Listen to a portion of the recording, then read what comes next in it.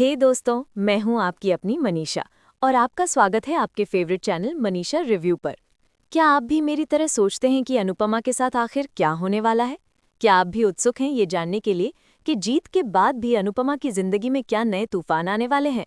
तो अपनी seat belt बांध लीजिए, क्योंकि आज का एपिसोड जितना मजेदार है उतना ही धमाकेदार भी।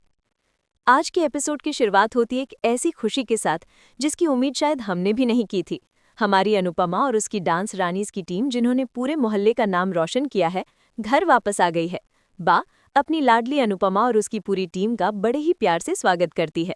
घर में एक अलग ही रौनक है, हर तरफ खुशी का माहौल। अन्नू और उसकी टीम सीधे मंदिर जाती है, बप्पा और कान्हा जी को दिल से थैंक यू बोलती है। अन्नू तो अभी भी सपने में जी रही है, उसे यकीन ही नहीं हो रहा कि वे लोग जीत गए हैं। ये मोमेंट इतना खूबसूरत है ना कि मेरी आंखों में भी हल्की सी चमक आ गई। ऐसा लगता है जैसे हमारी अनुपमा ने अपना सपना पूरा कर लिया हो। लेकिन दोस्तों, कहानी में ट्विस्ट तभी आता है जब मोहल्ले की कुछ औरतें मंदिर के पास पहुंचती है।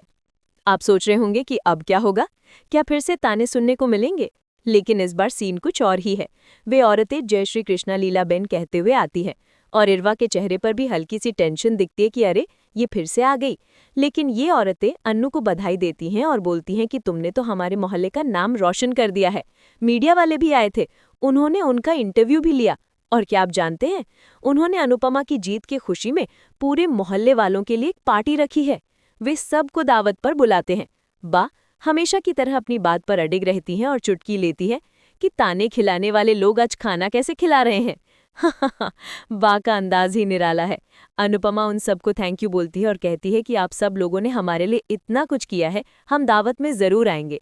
ये देखकर मुझे कितनी खुशी हुई ना। वही मोहल्ले वाले जो कभी अनुपमा पर हंसते थे, आज उसे सेलिब्रेट कर रहे हैं। यही तो है जीत का असली मजा। इसी बीच हमारी भारती इमोशनल हो जाती है।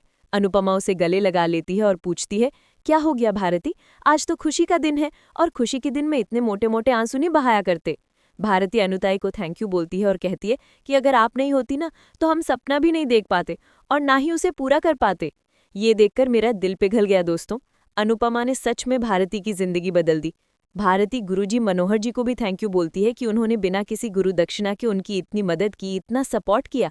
मनोहर जी का जवाब सुनकर तो आप भी इमोशनल हो जाएंगे। वे कहते हैं, मुझे मेरी गुरु दक्षिणा मिल चुकी है।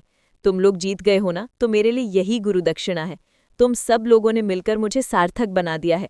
इससे बड़ा मेरे लिए क्या हो सकता है। थैंक यू बेटा। ये डायलॉग सुनकर मुझे लगा कि कुछ रिश्ते खून के नहीं बल्कि दिल के होते हैं। भारती डांसर्स को भी थैंक यू बोलती है उनकी मेहनत के लिए, उनकी सर्जरी के लिए। वो कहती है, इतना कौन ही किसी के लिए करता है। और अन्नू का जवाब, परिवार। परिवार अपनों के लिए कुछ भी कर सकता है और डांस रानीज एक परिवार ही तो है। वाह, क्या बात कही है। ये लाइन सुनकर तो मेरे रोंगटे खड़े हो गए। यही तो है अनुपमा की खासियत, वो हर रिश्ते को दिल से निभाती है।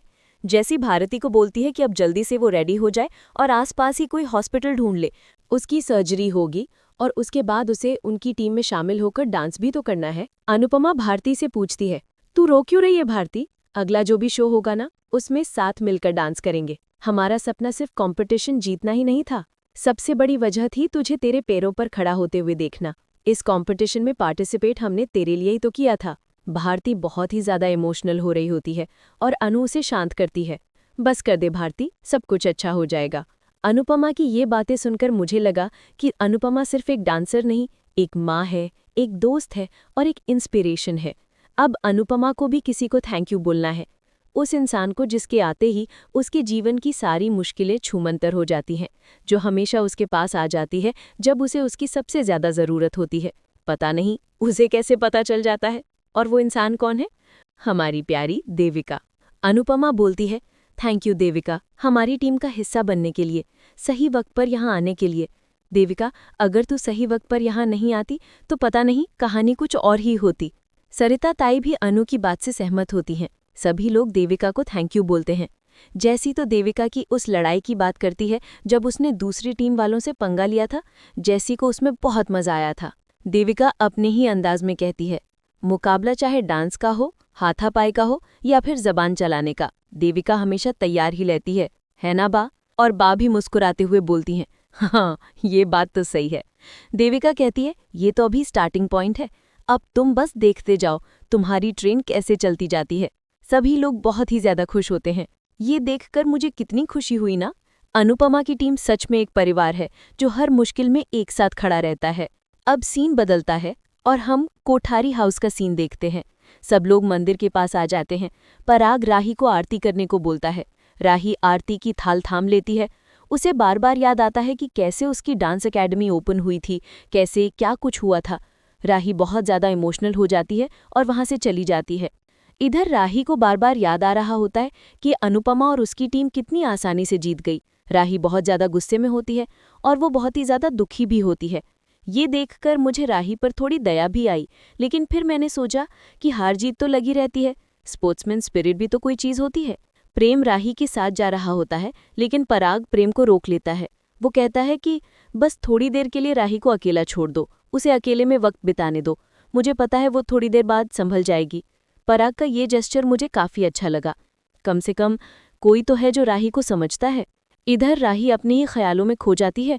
वो सोच रही होती है कि राही कोठारी विनर है। उसे फिर से याद आता है कि वो तो नहीं जीती, अनुपमा जोशी जीती है। राही रोने लग जाती है। यार, यह हार का गम कितना भारी होता है ना।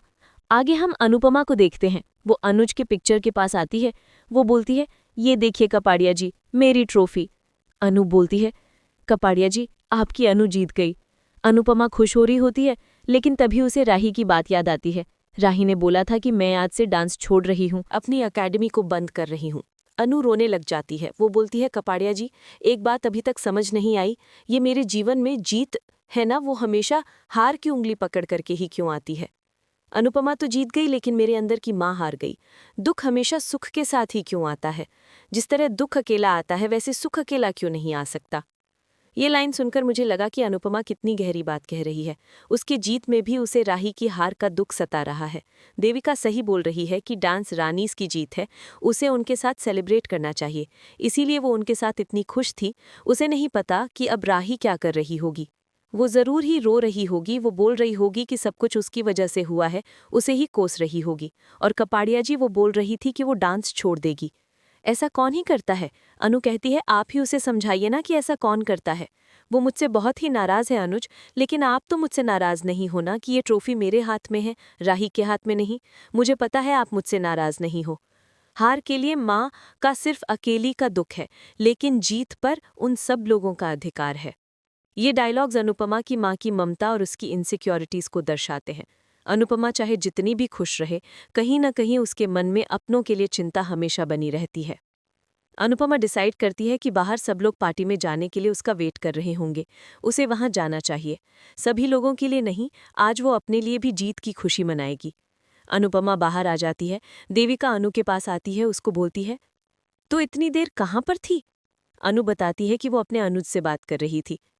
अब अनुज के साथ उसने बातें कर ली हैं, तो अब मोहल्ले वालों के साथ मिलकर सेलिब्रेट करते हैं।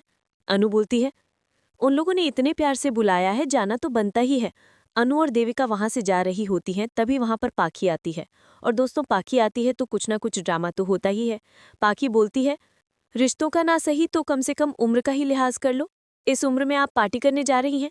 पहले जब आई थी तब पार्टी कर रही थी, फिर घर में पार्टी और अब मोहल्ले में पार्टी। क्या पूरे महीने आपकी पार्टी ही पार्टी चलने वाली है। देविका और अनु दोनों हंसने लग जाते हैं। पाखी को देखकर तो मुझे भी हंसी आ गई।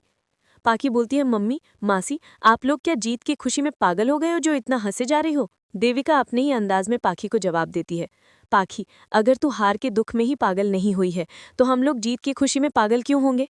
देविका पाखी के हाथ में फोन थमा देती है और बोलती है, हमारे मुस्कुराते हुए चेहरे की फोटो ले और मीडिया हाउसेस को भेज देना। पाखी वो फोन वापस उन लोगों को ही थमा देती है और बोलती है, ये सब कुछ क्या चल रहा है। इधर जैसी बोल रही होती है, हम लोगों से कुछ सीख जल कुकड़ी। पाखी बोलती है, मम्मी, मैं ये बोलना चाह रही हूँ कि आप अपनी 3 बेटियों को हराकर भी इतनी खुश है, ऐसा क्यों कर रही हो। अनु बोलती है, मेरी 3 बेटियां मेरी जीत की खुशी में बिल्कुल भी खुश नहीं है। कैसी जलकुकड़ी बेटियां हैं मेरी। तू अपने आप से पूछ, तुझे तुझे 10 में से कितने नंबर देगी। पाखी बोलती है, आप बताओ, आप कितने नंबर दोगे। अनु बोलती है, मैं तो 0 नंबर दूंगी, या फिर उससे भी कम। मुझे तो मेरे निकम्मे औलादों की वजह से रोने की आदत पड़ गई, लेकिन कान्हा जी से मैं यही प्रार्थना करूंगी, हे भगवान, इस जैसी बेटी किसी को भी मत देना, ये इतनी झूठी है, मक्कार है। अनुपमा का गुस्सा इस बार बिल्कुल जायज़ है दोस्तों। पाखी सच में बहुत इरिटेटिंग हो गई है।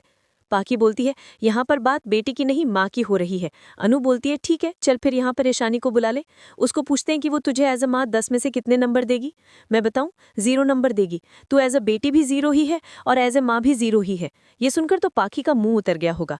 अनु बोलती है, पाकी मैं ये बोलना नहीं चाह रही थी, लेकिन अब मुझे बोलना पड़ेगा। मैं अपनी जीत की खुशी यहाँ मनाओ, बाहर मनाओ, मोहल्ले में मनाओ, हंसकर मनाओ या रोकर मनाओ, जैसे भी मनाओ, तुझे क्या जबरदस्त जवाब दिया है अनुपमा ने। अनु बोलती है, एक बात बता, अगर तुम लोग जीतते तो क्या तुम लोग पार्टी नहीं करते, या फिर तुम लोग ऐसे मातम बनाकर बैठ जाते कि हाय हाय मेरी मम्मी हार गई। ऐसा तुम बिल्कुल भी नहीं करते। उल्टा तुम लोग अपनी माँ से जमीन पर नाक रगड़कर माफी मंगवाते, और इसके बाद तुम लोग खुश भी बहुत होते। तुम लोग ऐसा नहीं करते कि माँ हार गई तो तुम लोग पार्टी नहीं करते। जैसी भी इस बात पर कहती है, ये लोग तो सर पर कूद कूद कर पार्टी मनाते। अनु बोलती है, देख पाखी, मेरी बेटियां हार गई, इसका दुख मुझे भी है, लेकिन मैं बेटियों के हार के दुख को अपनी खुशी पर हावी नहीं होने दूंगी। मैं तो अपनी टीम के साथ खुशी मनाऊंगी। अनु बहुत ज्यादा खुश हो जाती है और सब लोग भी बहुत खुश होते हैं। अनुपमा पाखी को चैलेंज करती है, अगर तुझे हमारी खुशी में शामिल होना है पाखी, तो शामिल हो जा, लेकिन ऐसा सड़ा हुआ मुंह बनाकर नहीं। इससे अच्छा तू रूम में ही चली जा, क्योंकि मेरे हाथ में खुजली हो रही है, वरना क्या पता मैं ढोल की जगह तुझे ही पीट दूं। ये सुनकर तो मेरी हंसी नहीं लुक रही। अनु ढोल को उठा लेती है और उसको बजाना शुरू कर देती है। सब भी घर वाले साथ आ जाते हैं और डांस करना शुरू कर देते हैं। क्या शानदार सीन है दोस्तों, अनुपमा की जीत का असली जश्न। पाखी विविटी को वीडियो कॉल करती है और बोलती है, देखो विविटी जी, मम्मी है ना अपनी जीत की खुशी नहीं मना रही, आपकी हार की खुशी मना रही है। विविटी भी पाखी को फटकार लगाती है और बोलती है, और तुम जले पर नमक छिड़कने का काम कर रही हो। तुम भी अपनी माँ से कम नहीं हो, आगे से यहाँ कॉल नहीं आना चाहिए। विविटी कॉल कट कर देती है। सही जवाब दिया विविटी ने भी। अगली सुबह हम देखते हैं अनुपमा और सब लोग मिलकर एक साथ गणपति बप्पा की आरती करते हैं। ये सीन तो मेरे दिल को छू गया। गणेश उत्सव की रौनक और अनुपमा के घर में खुशियाँ। दोस्तों, आने वाला एपिसोड काफ़ी ही ज़्यादा धमाकेदार होगा। आने वाले एपिसोड में हम देखेंगे अनुपमा बहुत ज़्यादा खुश होती है। सब लोग एक साथ मिलकर गणपति बप्पा के विसर्जन की तैयारियां करते हैं। हम देखते हैं अनुपमा और डांस रानीज एक साथ मिलकर डांस भी करती हैं। इधर हम देखते हैं बापूजी सभी लोग साथ ही होते हैं। लेकिन दोस्तों, कहानी में एक और ट्विस्ट आता है। दूसरी तरफ हम तोशु को देखते हैं। वो पहले तो अनुपमा के साथ ही होता है, लेकिन वहां पर तोशु के वही दोस्त आ जाते हैं जिनसे तोशु बात कर रहा था। तोशु के दोस्त बोल रहे होते हैं, तुम्हारी वजह से हमारा बहुत बड़ा नुकसान हुआ है और अब इस नुकसान की भरपाई तो तुम्हें करनी ही होगी, वरना तुम्हारी जान जाएगी। ये सुनकर तो मेरा भी दिल बैठ गया दोस्तों। तोशु एक बार फिर मुसीबत में फंस गया है। तोशु बहुत ही ज्यादा दुखी हो जाता है। वो उन लोगों से जैसे तैसे करके बचकर भाग जाता है, लेकिन हम देखते हैं वो गुंडे फिर भी तोशु का ही पीछा कर रहे होते हैं। इधर तोशु अनुपमा के पास पहुंच जाता है। वो अनुपमा के पैरों में गिर जाता है और बोल रहा होता है, मम्मी प्लीज मेरी हेल्प करो। अनु बोलती है, तोशु मैं मर भी जाऊंगी ना तो भी तू सुधरने वाला नहीं है। इस बार तूने ऐसा क्या कर दिया है? अनुपमा की निराशा समझी जा सकती है। तभी वहां पर वो गुंडे पहुंच जाते हैं। उनके पास गन होती है। तोशु अपनी मम्मी के पीछे छुप जाता है। वो बोल रहा होता है, प्लीज मम्मी मुझे बचा लो, प्लीज मम्मी मुझे बचा लो। अनु उन लोगों को बोल रही होती है कि तुम लोग तोशु के पीछे क्यों पड़े हो, तो वो लोग बता देते हैं कि इस तोशु की वजह से उनका बहुत ज्यादा नुकसान हुआ है और इसे इस नुकसान की भरपाई करनी ही होगी, वरना वो इसे ऐसे नहीं छोड़ने वाले हैं। अनुपमा बोलती है कि आपका जो भी नुकसान है ना वो तोशु जरूर भर देगा। तोशु एक बार फिर अपनी माँ को मुसीबत में डाल रहा है दोस्तों। क्या अनुपमा उसे बचा पाएगी? क्या तोशु इस बार सुधरेगा? दूसरी तरफ हम राही को देखते हैं। वो बहुत ज़्यादा अपसेट होती है। पराग बोल रहा होता है, राही तुम आज के दिन तो खुश हो जाओ, आज हम सब लोग मिलके गणपति बप्पा का विसर्जन करेंगे। हम देखते हैं कोठारी हाउस में भी विसर्जन की तैयारियां हो जाती हैं। इधर हम देखते हैं अनुपमा तो बहुत ज़्यादा दुखी हो जाती है। वो सोच रही होती है कि मेरी औलाद है ना वो बिल्कुल निकम्मी है और ये तोशु तो सबसे ज़्यादा निकम्मा है। ये हमेशा पैसे पाने के लिए शॉर्टकट रास्ते का यूज़ करता है और हर बार ये ऐसे ही फंसता है। कभी ये चोरी। तो दोस्तों, अनुपमा की जीत के बाद भी उसकी मुश्किलें खत्म होने का नाम नहीं ले रही हैं। एक तरफ जीत का जश्न है और दूसरी तरफ तोशु की नई मुसीबत। क्या होगा आगे, ये जानने के लिए देखते रहिए अनुपमा और बने रहिए मनीषा रिव्यू के साथ। मैं आपकी अपनी मनीषा ऐसे ही धमाकेदार अपडेट्स के साथ आती रहूंगी। इस वीडियो को लाइक करें, शेयर करें और कमेंट में मुझे बताएं कि आपको क्या लगता है तोशु के साथ क्या होगा। और हाँ, मेरे चैनल को सब्सक्राइब करना मत भूलना। मिलते हैं अगले वीडियो में। तब तक के लिए बाय बाय।